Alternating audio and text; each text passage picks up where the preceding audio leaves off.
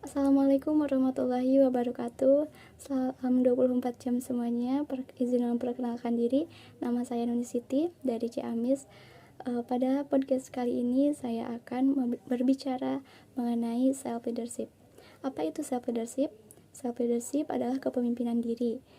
Sebetulnya manusia itu diciptakan di muka bumi sebagai khalifah, sebagaimana yang dijelaskan dalam surat Al-Baqarah ayat 30 yang berbunyi idza qala rabbuka lil malaikati inni ja'ilun fil ardi khalifah. Kurang lebih seperti ini penjelasannya. Allah berfirman kepada malaikat, sesungguhnya Allah jadikan manusia sebagai khalifah di muka bumi. Kemudian malaikat berkata, qalu ataja'alu fiha may yufsidu fiha wa yasfikud dima wa nahnu nusabbihu bihamdika wa nuqaddisu lak. Malaikat berkata, mengapa engkau jadikan manusia sebagai khalifah di muka bumi?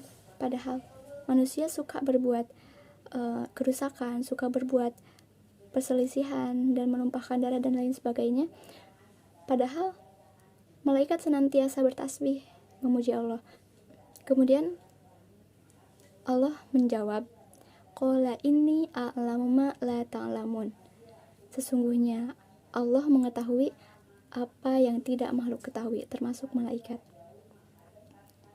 Kemudian ada 5 level kepemimpinan. Yang pertama itu busi.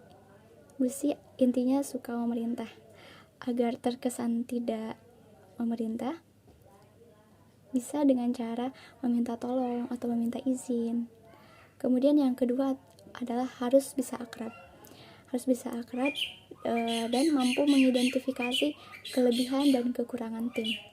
Kemudian yang ketiga adalah momentum, seperti yang dicontohkan oleh Rasulullah pada saat pembangunan Masjid Quba. Pada saat itu setelah hijrah ke Madinah, Rasul mendirikan Masjid Quba. Pada saat pembangunan, Rasul tidak hanya tinggal diam, tidak hanya memerintah, tapi beliau ikut terjun dalam pembangunan masjid tersebut. Kemudian level kepemimpinan yang keempat adalah ruang improvement, yaitu bisa mampu beradaptasi dari perubahan lama ke perubahan yang baru. Kemudian yang terakhir adalah create more leader. Level create more leader ini adalah tahap level tertinggi dalam sebuah kepemimpinan.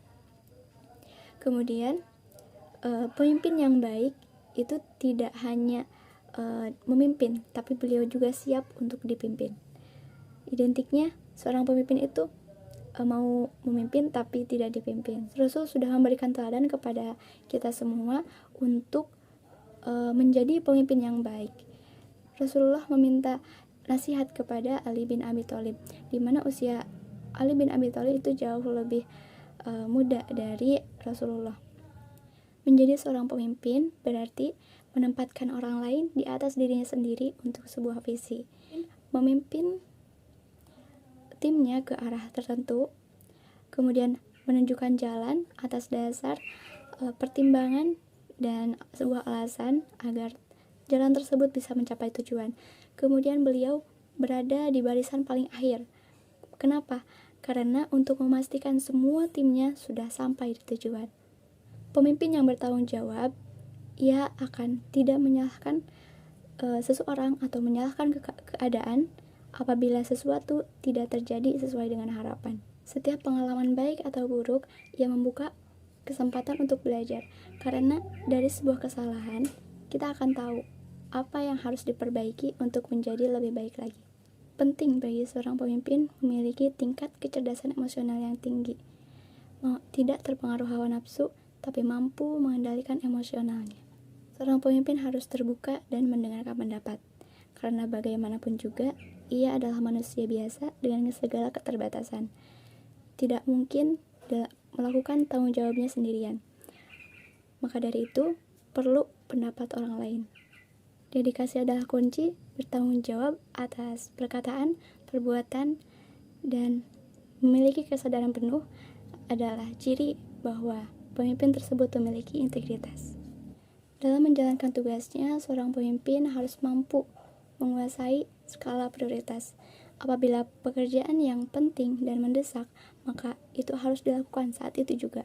Tapi apabila pekerjaan itu tidak penting dan tidak mendesak, maka tidak perlu dikerjakan. Kemudian, apabila pekerjaan itu mendesak tapi tidak penting, kurang penting, maka delegasikan atau tugaskan ke bawahan. Selanjutnya, apabila tugas itu penting tapi kurang mendesak, maka dijadwalkan di lain hari. Ada kutipan dari Imam Syafi'i bahwa pilar kepemimpinan itu ada 5. Yang pertama, perkataan yang benar, menyimpan rahasia, menepati janji, senantiasa memberi nasihat, dan menunaikan amanah.